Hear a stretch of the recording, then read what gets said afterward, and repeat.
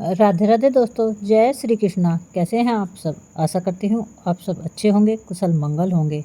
प्यारे भक्तों, जैसे आप सभी जानते हैं, एकादशी तिथि सभी व्रतों में सर्वश्रेष्ठ है। यह भगवान श्री कृष्ण की भक्ति प्रदान करने में अत्यंत महत्वपूर्ण है और सहायक तिथि है।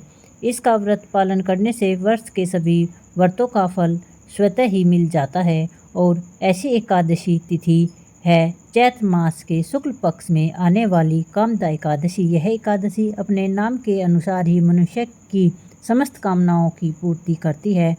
कामदा एकादशी का पालन करने से मनुष्य आध्यात्मिक जीवन में अग्रसर बनता है। भगवान श्री हरि की विशेष कृपा प्राप्त करने के लिए हमें इस मांगलिक एकादशी का व्रत जरूर करना चाहिए।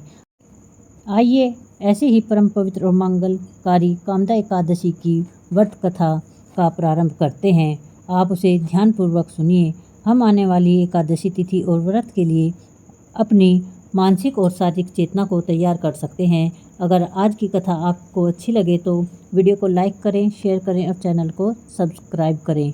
आइएगा कथा को प्रारंभ करते हैं। यह एकादशी अपने नाम के अनुसार ही उसके पालन करने की सभी मनोकामनाएं पूर्ण करती हैं, लेकिन इस एकादशी को दो विशेष बातें भी हैं। पहले तो यह है कि यह हिंदू नववर्ष की सबसे पहली एकादशी है और दूसरी यह है कि इस एकादशी के अगले दिन यानी द्वादशी पर एक विशेष पर्व आता है जिसे दमनक आरोपण द्वादशी के नाम से भी जाना जाता है।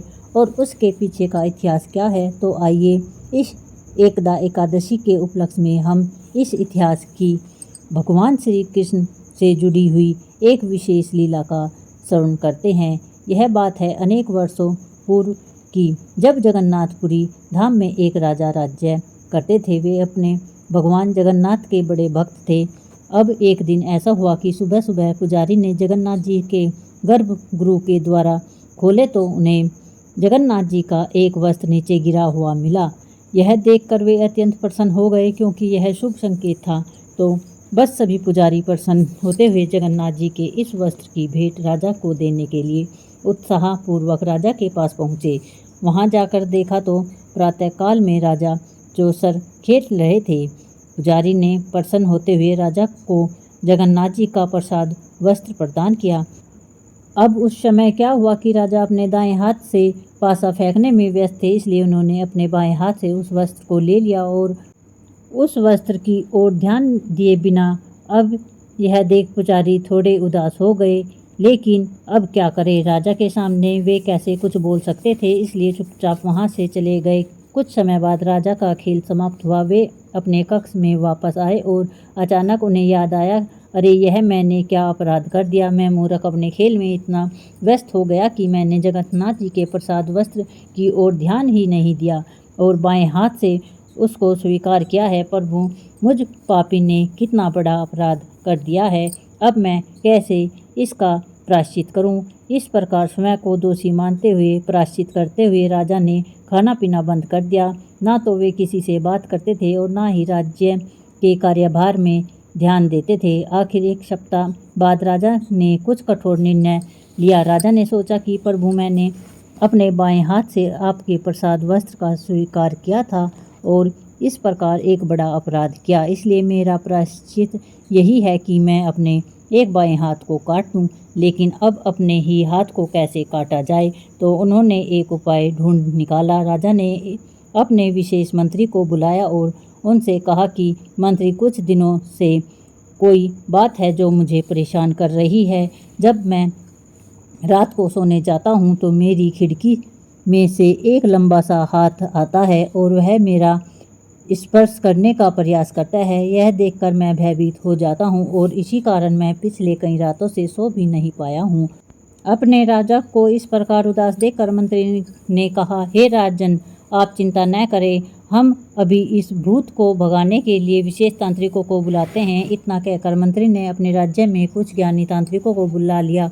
सभी ने बैठकर राजा के उस कक्ष में पूजा विधि की और अच्छी खासी दान दक्षिणा लेकर चले गए, लेकिन कुछ लाभ नहीं हुआ। दूसरे दिन फिर से राजा ने वही व्यथा प्रकट की। फिर भी मंत्री ने निर्णय लिया कि आज रात वह स्वयं राजा के कक्ष में रहेंगे और उस हाथ को काट डालेंगे।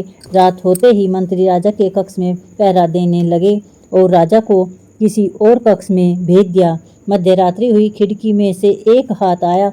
उसे देखते ही मंत्री ने अपनी तलवार से उसे काट डाला।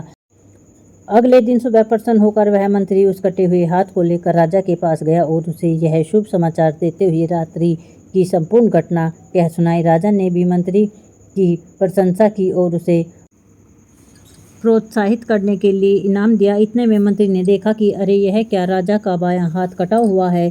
कहीं इसका अर्थ यह तो नहीं कि रात्रि में उसने जो हाथ काटा था वह और किसी का नहीं, स्वयं राजा का ही था। यह सोचकर उस मंत्री ने राजा के पैरों में गिर गया और रो रो कर राजा से क्षमा मांगने लगा और प्रायश्चित करने लगा। लेकिन राजा ने उसे यह कहते हुए आश्वासन किया कि वह उनकी ही इच्छा थी, क्योंकि उन्होंने जगन्नाथ जी के महाप्रसाद का अपमान किया था। फिर भी दुखी हृदय से मंत्री राजा का वह हाथ लेकर जगन्नाथ वल्लभ उद्यान में चले गए और समाधि दी। अब राजा का एक हाथ तो कट गया, इसलिए जगन्नाथ मंदिर के नियम अनुसार अब वे जगन्नाथ जी की प्रत्यक्ष सेवा मंदिर में तो नहीं कर सकते थे। इसलिए अब वे प्रतिदिन जगन्नाथ जी के लिए उद्यान से पुष्प चुनकर आते और उसे माला बनाने की सेवा करने लगे। एक दिन पुष्प चुनते हुए उन्होंने एक बड़ा ही सुंदर और सुगंधित पुष्प देखा। उसे देखकर उन्हें अत्यंत आश्चर्य हुआ, क्योंकि आज से पहले वह यहाँ नहीं था। राजा ने इसके विषय में वहाँ के माली से पूछा, लेकिन उसे भी इस पुष्प के बारे में कोई जानकारी नहीं थी। राजा ने माली से कहा कि इस पुष्प वाले पौधे का विशेष ध्यान रखा जाए, और यह कहकर राजा चले गए। अब अगले दिन जब वे उस स्थान पर आए तो उस पौधे से कुछ पुष्प तोड़े गए थे। यह देखकर राजा अत्यंत क्रोधित हो गए। आखिर उनके मना करने के बाद भी किसने यह पुष्प तोड़ने की हिम्मत की। उन्होंने माली को बुलाया, लेकिन माली को भी नहीं पता था। अब राजा को यह लगने लगा कि यह माली झूठ बोल रहा है और उसी ने यह पुष्प तोड़े हैं, इसलिए उसे दंड देना चाहिए। माली राजा से रोते हुए क्षमा याचना करता रहा, लेकिन राजा नहीं माना। उन्होंने उस माली को बंदी बनाकर कारागृह में डाल दिया। अब माली यही सोचता रहा कि आखिर उसका अपराध क्या है। यह सोचते हुए वह माली ने जगन्नाथ जी से प्रार्थना की कि अब वही उसे इस संकट और राजा के दंड से बचा सकते हैं, और हमारे जगन्नाथ जी तो हैं ही भक्तों के कष्ट दूर करने वाले। तो वे उसी रात्रि में पहुंच गए राजा के सोपन में और राजा से कहने लगे, हे राजन, तुमने व्यर्थ ही उस माली को बंदी बनाया है। यह सत्य है कि उन फूलों की चोरी हुई है, लेकिन उस माली को उसके विषय में कुछ भी नहीं पता है। यह पुष्प और उसकी सुगंध मुझे अत्यंत प्रिय हैं, इसलिए इन पुष्पों की चोरी मैंने स्वयं ही की थी। यह पुष्प मुझे अत्यंत प्रिय हैं, क्योंकि यह उसी स्थान पर उगा है जहाँ तुम्हारे कटे हुए हाथ को मंत्री ने समाधि दी थी। वास्तव में यह स्थान और यह पौधा मेरे प्रति तुम्हारी भक्ति और करुणा को दर्शाता है, इसलिए इस पुष्प का नाम होगा ध्यान पुष्प। जाओ इस क्षण उस माली को मुक्त करो, और आज से उस माली का नाम होगा ध्यान माली। और कल चैत्र शुक्ल पक्ष की चतुर्दशी तिथि है। मैं चाहता हूँ कल इसी दयाल माली द्वारा इन्हीं पुष्पों से मेरा श्रृंगार किया जाए और इस उत्सव को प्रतिवर्ष मनाया जाए, और मैं तुम्हारी भक्ति से अत्यंत प्रसन्न हूँ। तुम्हें आशीर्वाद देता हूँ कि तुम्हारा कटा हुआ हाथ भी वापस आ जाए। इतना कहकर जगन्नाथ जी चले गए। राजा उठे तो उनका कटा हुआ हाथ वापस आ चुका था। उन्होंने जाकर माली को कारागृह से मुक्त किया और उसे सम्मानित किया, उससे क्षमा मांगी। तो यही कारण है कि चैत्र मास के शुक्ल पक्ष की त्रयोदशी और चतुर्दशी तिथि पर प्रत्येक वर्ष जगन्नाथ जी को इन्हीं ध्यान पुष्पों और उनके पत्तों से विशेष श्रृंगार किया जाता है। और इस बार यह पर्व आज रहा है एकादशी के ठीक अगले दिन, यानी द्वादशी पर।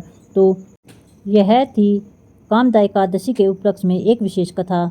यह कथा आपको कैसी लगी हमें नीचे कमेंट बॉक्स में ज़रूर लिखें। बोलो राधे राधे, श्याम मिला दे। जय श्री कृष्णा। ओम नमो भगवते वासुदेवाय नमः।